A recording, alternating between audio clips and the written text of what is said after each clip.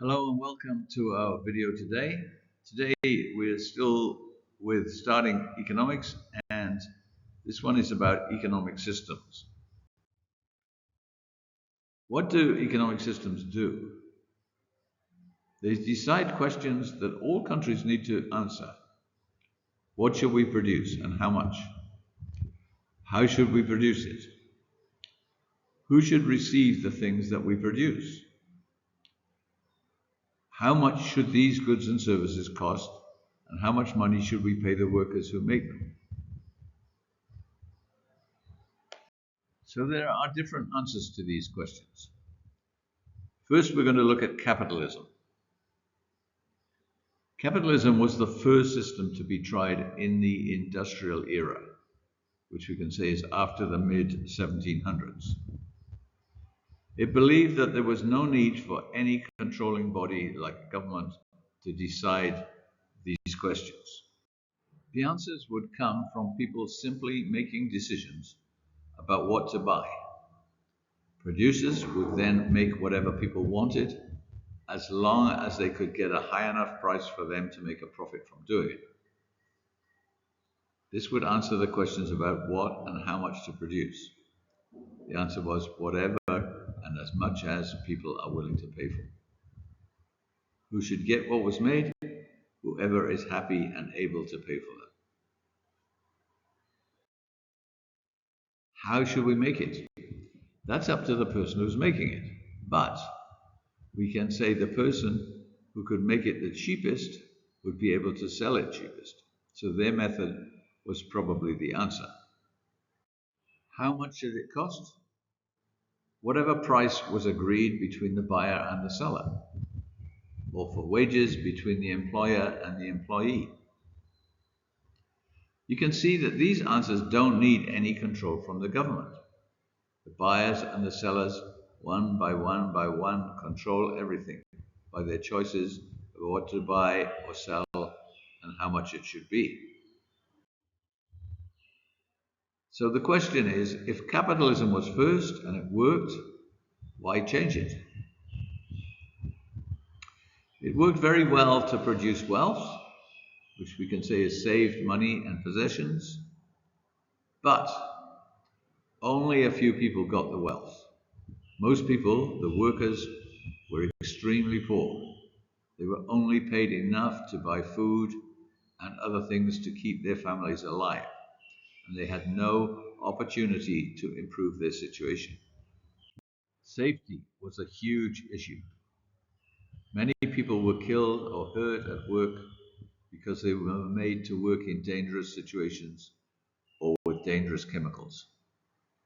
Others were killed in fires in unsafe buildings. Very young children, 8 or 10 years old, had to go to work. Workers had to work long hours and had no holidays. Old people had to keep working until they died. You could lose your job for no reason, even a good worker.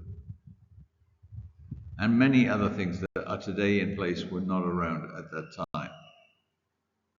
So where did the movement for change come from? Firstly, it came from writers like Marx, Engels, Ruskin, and John Stuart Mill, who wrote theoretical books about how things were and how they could be improved.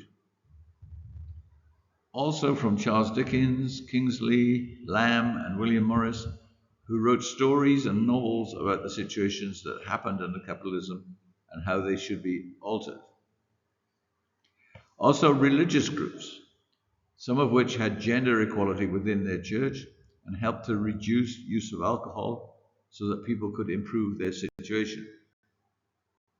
From factory owners like Owens and Cadbury, who showed that if you treated workers better, things like better housing, education opportunities, sports grounds, better safety and wages, they would work harder, they would be better employees, and the business owner would make more profit.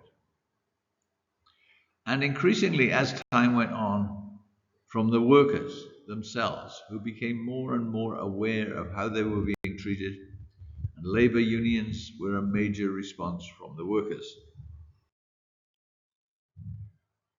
Okay, what did they want to change to? Most groups believed that there had to be a permanent change in who owned what they called the means of production, which means factories and businesses. Under capitalism, the factories were owned by the people with money, capital. The change that people wanted to see was for workers to also participate in making decisions and sharing the profits of businesses. Under capitalism, the owners of capital, money, own most of the land. They control companies and control labor by keeping workers on low pay so they can't improve their situation. The permanent change that most groups had in mind was that labor should have control, not capital. There were a lot of different ideas about how this could work in practice. But the strongest idea was that factories and means of production should be owned by the government. They would run them fairly and pay better wages so workers could improve their situation for themselves. Profits would be used for the good of the community. The most extreme form of this was called communism. Under this, the government owned almost everything. For example, it owned all the land, all the factories, transport, banks, and so on. Almost everyone worked for the government. A more moderate form was called socialism, where the government would not own everything, but would own important industries. There were big debates about how to get there. Generally, the communists wanted to get there by revolution. The old governments would be removed by the workers, and a new government run by the workers and using the new economic system would start. This would happen automatically when things got very bad and workers decided they would not continue under the old capitalist system. Socialists were more divided about how to get there. Many of them thought a step-by-step way was best. They also wanted governments to pass laws to stop some of the known problems like child labor and safety. Both groups believed that because their way was better than capitalism, all the world would eventually follow them. So now a little bit of history. From the start of capitalism and the Industrial Revolution in England in, say, 1750, until 1917, capitalism was the only way anyone had experienced. No one knew exactly what a communist or a socialist government would be like. In 1917, there was a revolution in Russia and a communist government was set up by Lenin. Very importantly, he set it up as a dictatorship, not a democracy. While he found comments in Marx's writing to support this, it's not obvious in Marx's writing that this is what he had in mind. By 1945, communism had spread from Russia to Eastern Europe. Poland, Czech Republic, Slovakia, Croatia, Bosnia, Hungary, Romania, Bulgaria, and others. In 1947, only 30 years after the setup of the first communist state, communism took over in China. The idea that all the world would eventually have a communist government seemed to be coming true. In many other countries, there were strong groups pressing for communism. In colonial countries in Africa and Southeast Asia, communism and independence from colonialism, which was seen as capitalist, went together. When their countries became independent, they would have a communist government. The Burmese Communist Party was like this. In countries like Chile, Italy, and France, many communist MPs were elected under democratic elections. This was important because it destroyed the idea that communism was undemocratic. The last significant country to become communist by revolution was Cuba in the 1960s. But communist countries continued to show in other ways that they were successful. For example, communist countries were very successful at the Olympic Games. And a communist country, the USSR, now Russia, was the first country to put a man into space. So now we're going to take a look at the attitude of other countries to communist countries. Some of the major capitalist countries were, and still are, very strongly against communism. Some sent armies to Russia to fight against the new Russian government in 1917. In the bad economic times of the 1930s, many countries were afraid that communism would take over in their own country. Anti-communism was a very strong part of the government's thinking in the USA, England, and in Hitler's Germany. There has been fierce competition between communist and non-communist countries. This competition was the major cause of the wars in Southeast Asia, Korea in the 1950s, Vietnam in the 1960s and early 1970s, plus internal struggles in Malaysia in the 1950s and Indonesia in the 1950s and 1960s. The end of communism in Europe and Russia. From the end of World War II, Eastern European countries had been communist. This was mainly because of Russian power, not because it was popular. In 1956, Hungary tried to move away from communism, and the Russians forced them to stay communist. In 1968, a similar situation happened in Czechoslovakia, which is now the Czech Republic and Slovakia. In the late 1980s, a similar situation happened in Poland. This time, the Russians did not stop it, and first Poland and then other Eastern European countries moved away from communism. Eventually, Russia did too. The end of communist control in Russia and Eastern Europe did not happen all at the same time, but 1990 is the date usually used. Was this the end of communism? Western European countries and especially the USA claimed that this was the death of communism and proof that capitalism was what people wanted. However, China, North Korea, Cuba, and Vietnam, which is around 20% of the world's population, remain as communist states. And except for North Korea, they are highly successful. However, since the mid-1970s, these countries have allowed more and more private businesses and reduced the amount of government control of businesses. So they are seen as moving slowly away from communism. In 2008, capitalism had its own crisis. Some US banks and insurance companies could not pay their debts and had to close. Other banks were very afraid that this problem would spread and a lot of banks would close. This would hurt everybody. To prevent this, they went to the US government and asked for a huge amount of government money to stop this happening.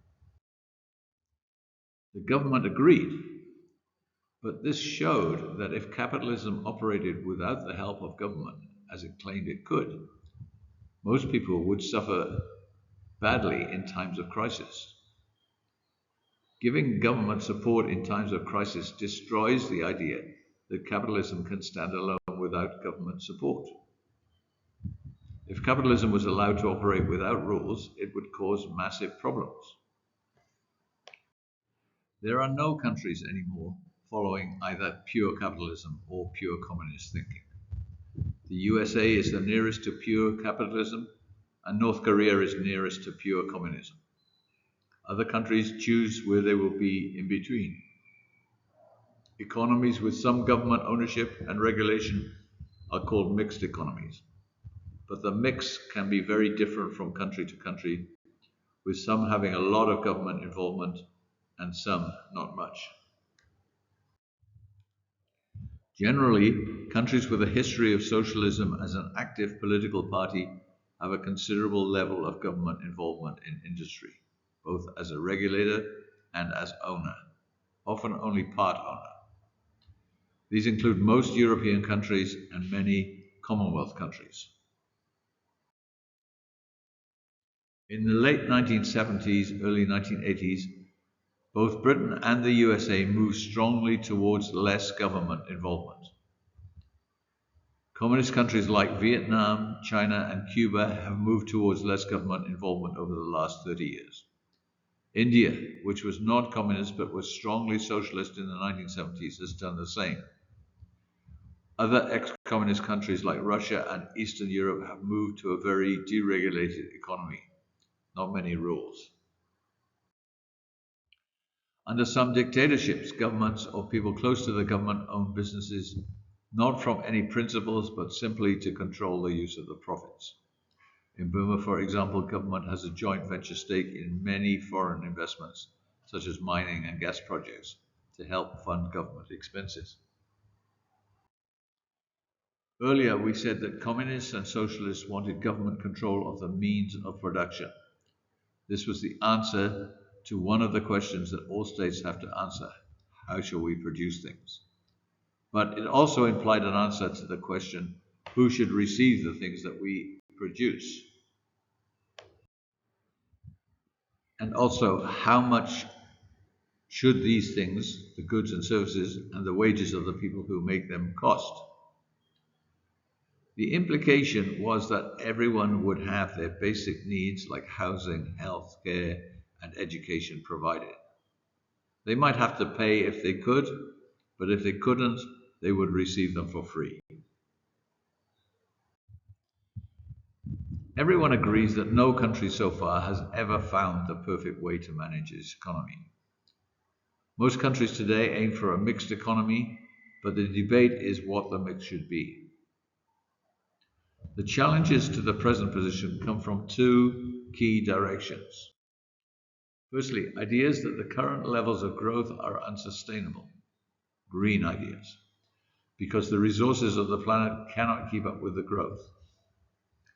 And secondly, ideas about the distribution of wealth. These two ideas are not totally separate. The environmental question may cause reduced growth, and that will lead people to question how that growth and the existing wealth is shared. And this is the end, my friend. See you next time.